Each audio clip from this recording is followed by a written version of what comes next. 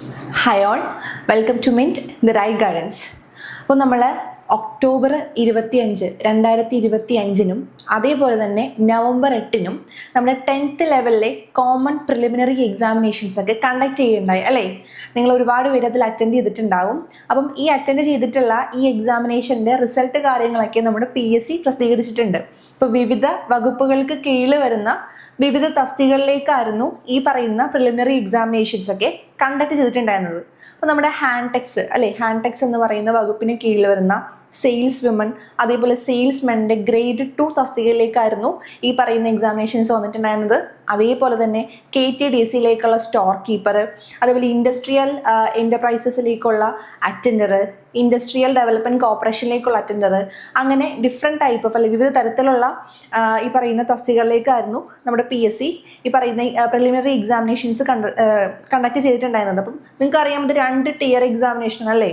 Preliminary ഉണ്ടായിരുന്നു, ഇനി അടുത്തത് വരാൻ പോകുന്നത് മെയിൻസ് ആണ്.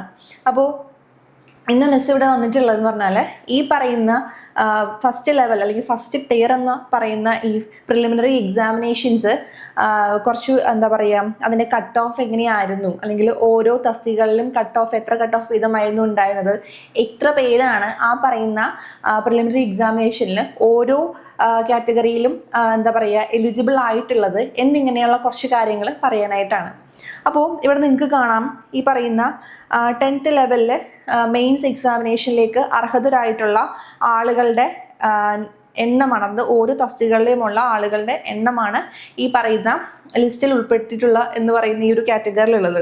അപ്പോൾ നമുക്ക് ഓരോ വകുപ്പിലെയും ഓരോ തസ്തികളിലും എത്ര ആളുകൾ വീതമാണ് ഈ പറയുന്ന പ്രിലിമിനറി എക്സാമിനേഷനിൽ എലിജിബിലിറ്റി നേടിയിട്ടുള്ളത് നോക്കാം. അതേപോലെ തന്നെ എന്തായിരുന്നു ഈ പറയുന്നതിൻ്റെ കട്ട് ഓഫ് നോക്കാം.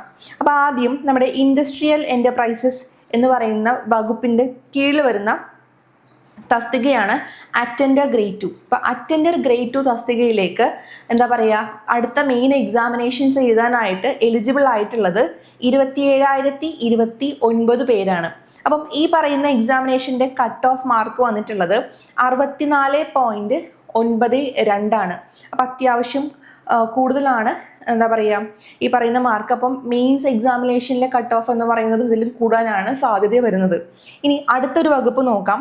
ഇൻഡസ്ട്രിയൽ ഡെവലപ്മെൻറ്റ് കോർപ്പറേഷൻ വകുപ്പിന് കീഴിൽ വരുന്ന അറ്റൻഡർ പോസ്റ്റിലേക്ക് അല്ലെങ്കിൽ അറ്റൻഡർ തസ്തികയിലേക്ക് എലിജിബിൾ ആയിട്ടുള്ള അല്ലെങ്കിൽ പ്രിലിമിനറി എക്സാമിനേഷൻസ് പാസ്സായിട്ട് മെയിൻ എക്സാമിനേഷനിലേക്ക് എലിജിബിൾ ആയിട്ടുള്ള ആളുകളാണ് 35,190 ആളുകൾ.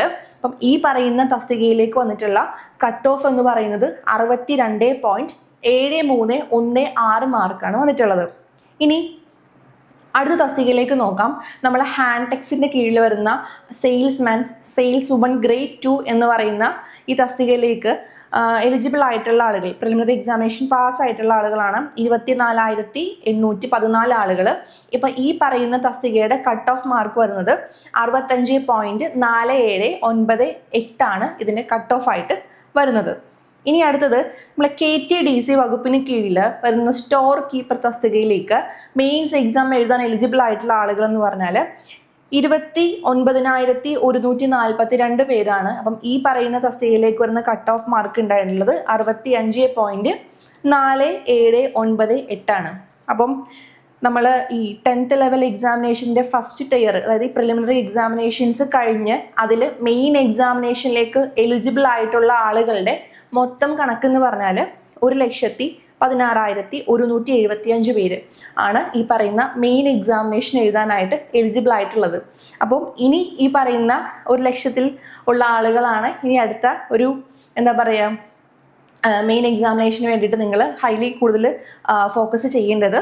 ഇനി അതുപോലെ തന്നെ ഈ പറയുന്ന കട്ട് ഓഫ് അല്ലെ, ഓരോ തസ്തികകളും ഇത്രയും കട്ട് ഓഫ് പറഞ്ഞു. അപ്പം നിങ്ങളുടെ മെയിൻ എക്സാമിനേഷനിലേക്കും ഈ പറയുന്ന കട്ട് ഓഫ് മാർക്കിനേക്കാളും കൂടുതലാവാനാണ് സാധ്യത വരുന്നത്. അപ്പോൾ നിങ്ങളുടെ പ്രിപ്പറേഷൻസ് ഒക്കെ വളരെ നീറ്റ് ആൻഡ് കൺസിസ്റ്റൻ്റ് ആയിട്ട് പോട്ടെ എന്ന് വിഷ് ചെയ്യുന്നു.